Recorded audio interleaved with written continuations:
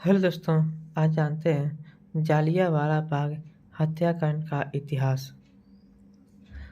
हाल ही में प्रधानमंत्री मोदी जी द्वारा वर्ष 1919 में जालियांवाला बाग हत्याकांड में मारे गए लोगों को श्रद्धांजलि दी गई है। प्रधानमंत्री ने कहा था कि उनका अद्वितीय साहस और बलिदान आने वाली पीढ़ियों को प्रेरित करता रहेगा। 13 अप्रैल 2024 को इस घटना के 105 वर्ष पूरे हो गए हैं। इससे पहले गुजरात सरकार ने पाल जाधव नरसंहार के 100 साल पूरे होने पर इसे जलियांवाला बाग से भी बड़ा नरसंहार बताया था।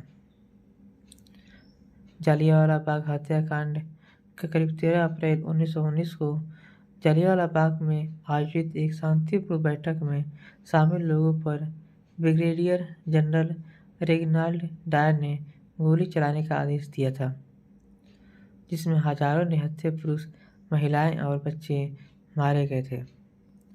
ये लोग रॉलेट एक्ट 1919 का शांतिपूर्ण विरोध कर रहे थे। वर्ष 1940 में सरदार उधम सिंह ने जनरल डायर की हत्या कर दी थी।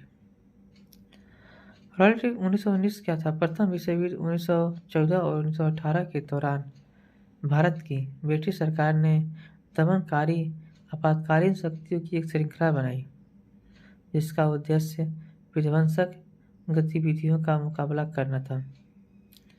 इस संदर्भ में सर सिडनी रॉलेट की अध्यक्षता वाली राजद्रोह समिति की सिफारिश पर यह अधिनियम पारित किया गया था।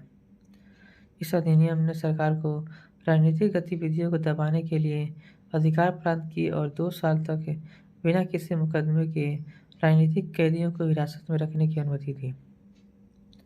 इसकी पृष्ठभूमि की बात करें तो महात्मा गांधी इस तरह के अन्यायपूर्ण कानूनों के खिलाफ अहिंसक सविनय अवज्ञा आंदोलन शुरू करना चाहते थे, जो 6 अप्रैल 1919 को शुरू हुआ।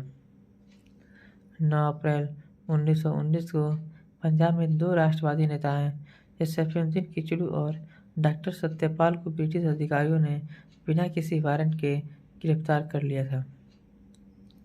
इससे भारतीय क्रांतिकारी में आक्रोश पैदा हो गया, जो 10 अप्रैल को हजारों की संख्या में अपने नेताओं के साथ एकजुटता दिखाने के लिए निकल गए थे। भविष्य में इस प्रकार किसी विरोध को रोकने के हेतु सरकार ने मार्शल लॉ लागू किया और पंजाब में कानून व्यवस्था ब्रिगेडियर जनरल डायर को सौंप दी। 13 अप्रैल बैसाखी का दिन था और अमृतसर में निषेधाज्ञा से अनजान ज़्यादातर पड़ोसी गांव के लोगों की एक बड़ी भीड़ जलियांवाला बाग में जमा हो गई थी। ब्रिगेडियर जनरल डायर अपने सैनिकों के साथ घटनास्थल पर पहुंचा और सैनिकों ने जनरल डायर के आदेश के तहत सभा को घेर कर एकमात्र निकास द्वार को अवरुद्ध कर दिया और निहत्थे भीड़ पर गोलियां चला दी, जिसमें 1000 से अधिक निहत्थे पुरुष, महिलाओं और बच्चों की मौत हो गई थी।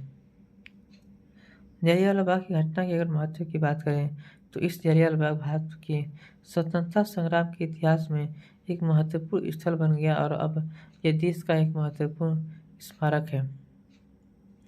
जलियांवाला बाग त्रासदी उन कारणों में से एक था जिसके कारण महात्मा गांधी ने अपना पहला बड़े पैमाने और निरंतर अहिंसक विरोध अभियान असहयोग आंदोलन का आयोजन शुरू किया।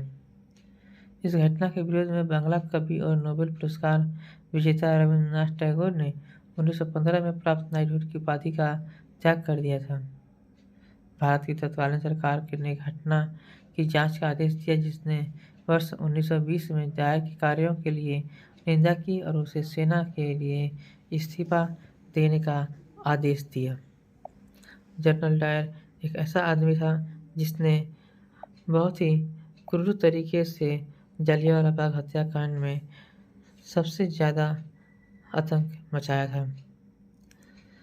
अगर जनरल डायर की बात करें तो जनरल डायर उसके कृत्यों के कारण भारतीयों में व्यापक गुस्सा और असंतोष फैल गया, खास तौर पर पंजाब क्षेत्र में। अप्रैल की शुरुआत में गांधी ने प्रदेश में एक दिन की आम हड़ताल का आह्वान किया।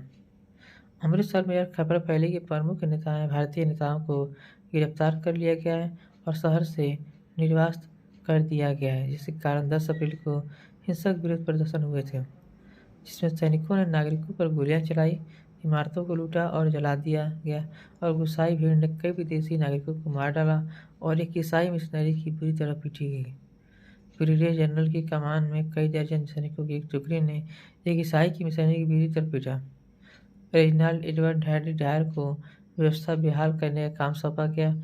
उठाए गए कदमों में सार्वजनिक समारोह पर प्रतिबंध लगाना भी शामिल था। भारत सरकार ने एक घटना की जांच भी मांगी, जिसका जांच का नाम था हंटर आयोग। इसका आदेश दिया गया, जिसने 1920 में डायर की हरकतों की निंदा की थी और उसे सेना के इस्तीफा देने का आदेश किया था। हालांकि नरसंहार पर पीटे ने प्रतिक्रिया मिली जुली थी।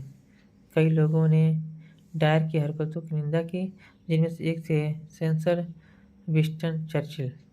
तत्कालीन युद्ध सचिव ने 1920 में हाउस ऑफ कॉमन्स में दिए गए भाषण में डायर की प्रशंसा की थी, लेकिन हाउस ऑफ लॉर्ड्स ने डायर की प्रशंसा की और उसे एक तलवार भेंट की, जिस पर आदर्श से वाक्य लिखा था, पंजाब का रक्षक। इसके अलावा